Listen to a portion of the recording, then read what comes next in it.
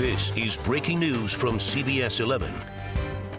We're following two big stories on this Thursday morning. First, out of Oklahoma, 5 people are dead and a child clinging to life after all of them were found in a home. Who's in custody right now? And here at home, crews are working to reopen part of a major highway after a deadly accident overnight. CBS 11's Arzo Dost has been out on the scene talking to investigators and monitoring the cleanup process. So how do things look now, Arzo?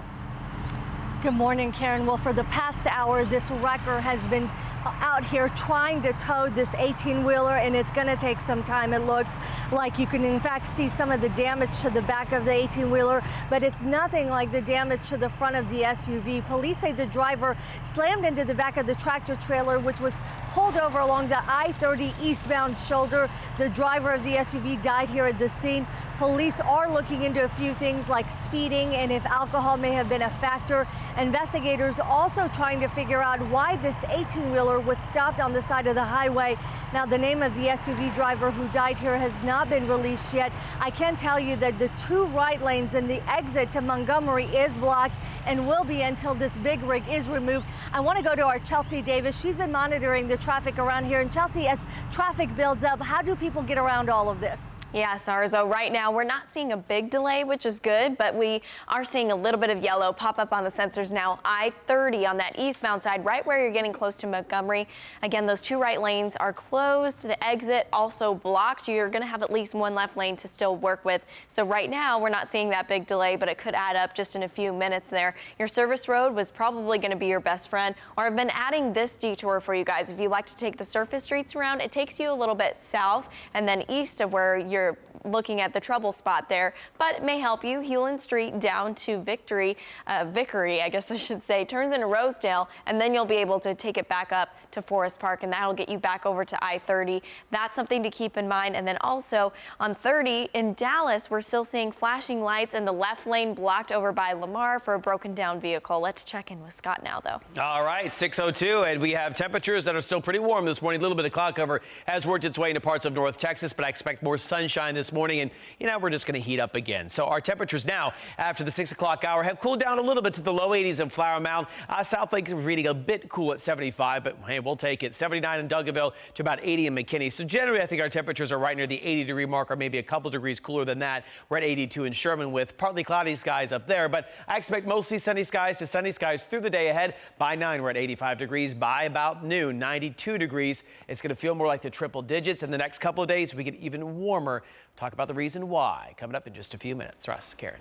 All right, thank you very much, Scott. We're following some breaking news out of the Tulsa area where 5 people are dead and a child is in critical condition.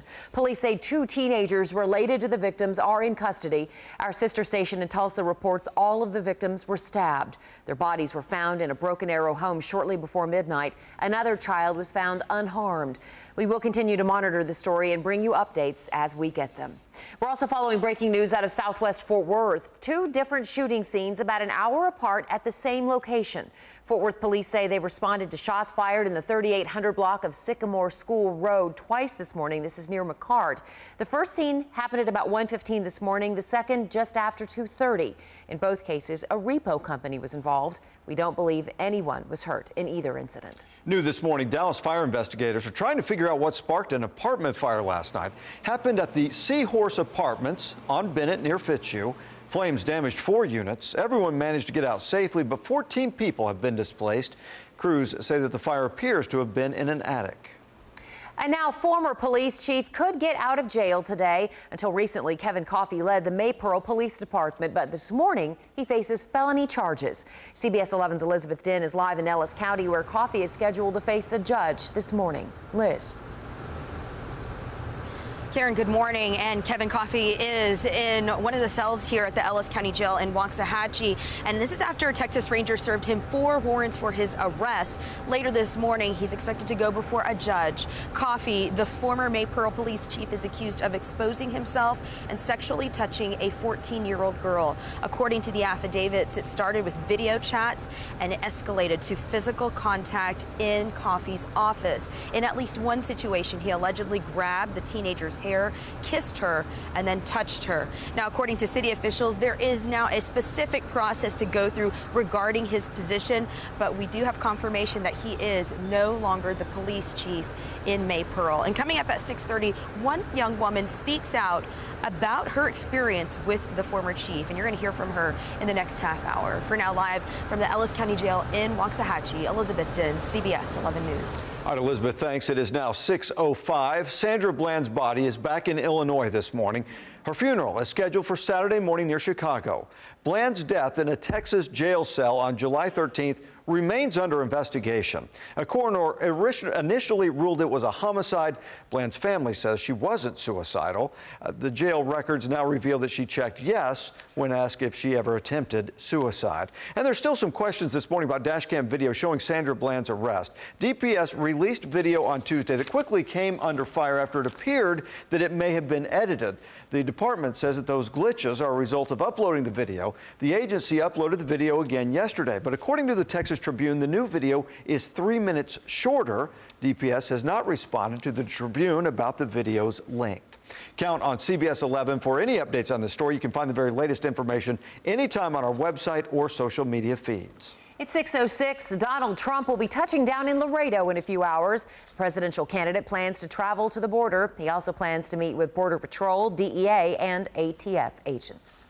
More help coming for Texans affected by severe weather who has now been added to the disaster list. That's next. It's almost time for back to school shopping. And if you want to try to avoid the crowds, stay tuned. At 6:14, we're going to tell you when many shoppers plan to hit the stores. Time now is 6:06. I'm still tracking that fatal crash for you. I-30 on the eastbound side over by Montgomery. And then I'm also seeing a breakdown causing some delay. I-30 eastbound over by Lamar. Scott? 6 after 6, almost 7 after 6, and our temperatures are still warm in the low 80s to the upper 70s across parts of North Texas. And you know what? Today we're going to have more sunshine than what we saw yesterday to start it out. We're going to heat up, and we continue to heat up into the weekend. But by the end of next week, could we see some cooler air? We'll talk about the extended forecast in just a few minutes. Here's a live look from our Dallas Skycam of a beautiful sunrise developing.